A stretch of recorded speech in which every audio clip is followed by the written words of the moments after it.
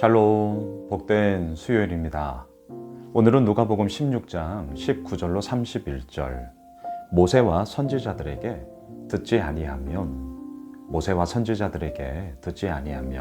이 제목으로 하나님 말씀 증거하겠습니다. 오늘 본문 되게 유명해요. 부자와 나사로, 잘 알고 계시죠? 부자가 있었습니다. 엄청난 잔치를 벌이고 있어요. 하지만 그 대문 앞에 누가 있어요? 거지 나사로가 있습니다. 헐벗었습니다. 먹을 게 없습니다. 그리고 그 자리에서 죽어가고 있습니다. 자, 여러분, 이 비유의 말씀을 통해 예수님께서 지금 우리들에게 뭘 말씀하고자 하시는 걸까? 우선 오늘 본문 내용을 한번 체크해 보실까요? 19절입니다. 한 부자가 있어 자색 옷과 고운 베옷을 입고 날마다 호화롭게 즐기더라. 여러분, 성경에서 자색 옷, 보랏빛 나는 옷인데요. 이 당시에 염색 기술이 지금처럼 발달되지 않았습니다. 그래서 보랏빛을 내는 옷을 이렇게 염색해서 그런 옷을 만든다는 것은 너무너무 좀 어렵기 때문에 비싼 옷이었습니다. 그래서 성경에서 자색 옷이 나왔다 하면 비싼 옷이구나. 뭔가 소위 고위 관료들이 입는 옷이구나. 이걸 우선은 참고로 하시면 좋겠습니다. 자, 이 부자, 참 부자예요. 날마다 호화롭게 즐기고 있습니다.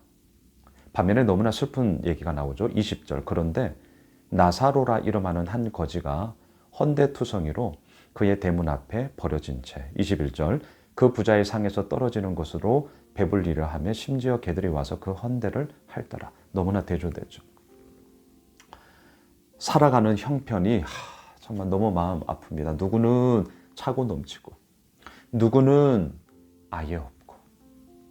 그런데 또 오늘 이 비유의 말씀이 우리들에게 되게 역설적으로 말하고 있는 것이 있는데요. 부자의 이름은 명시되어져 있지 않아요.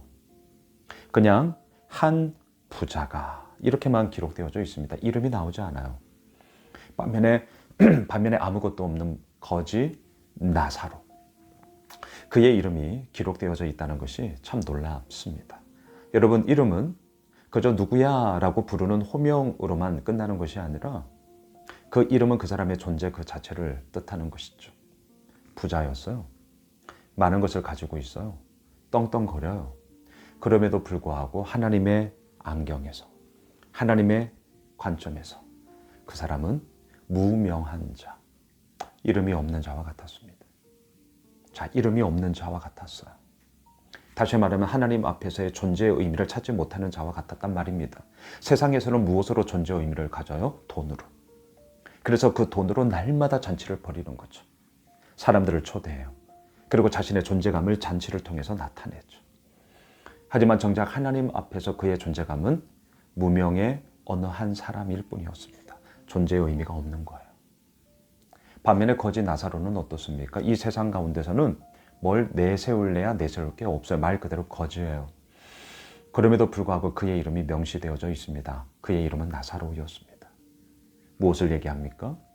세상에서는 아무런 근거를 내세울 게 없는 거지였지만 하나님의 안경에서 하나님이 보시기에 그는 나사로, 생명책에 그의 이름이 빛나게 기록되어져 있는, 하나님으로 말미암아 그 존재의 이유를 찾을 수 있는 하나님의 사람이었다.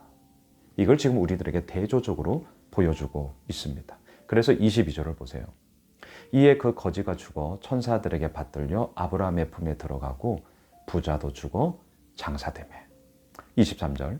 그가 음부에서 고통 중에 눈을 들어 멀리 아브라함과 그의 품에 있는 나사로를 보고.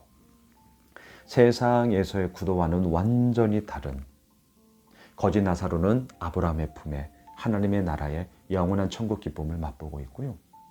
이름 없는 이 부자는 이 땅에서의 떵떵거림은 온데간데 없이 지옥, 음부에 묻혀 너무나도 큰 고통 가운데 허우적대고 있는 그의 영원한 무너진 삶을 지금 우리들에게 보여주고 있습니다.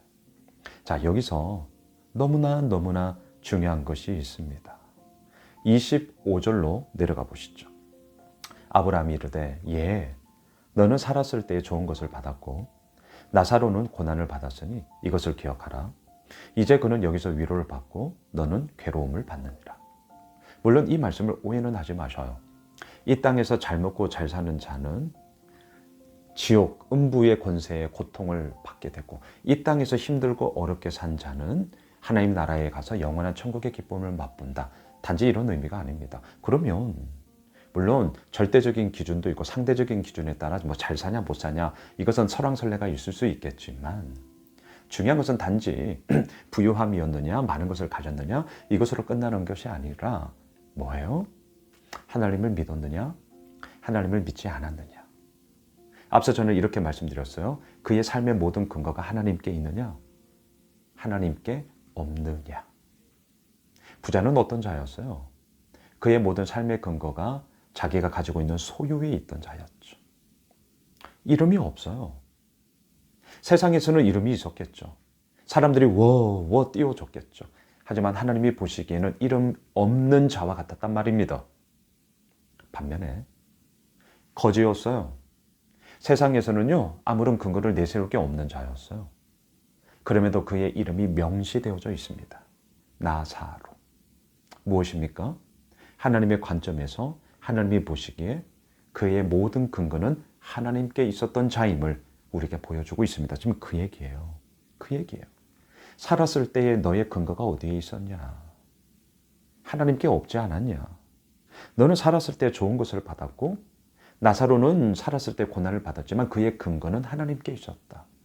고로 이제 아브라함의 품에서 영원한 천국의 기쁨과 감사를 누리고 있는 거야.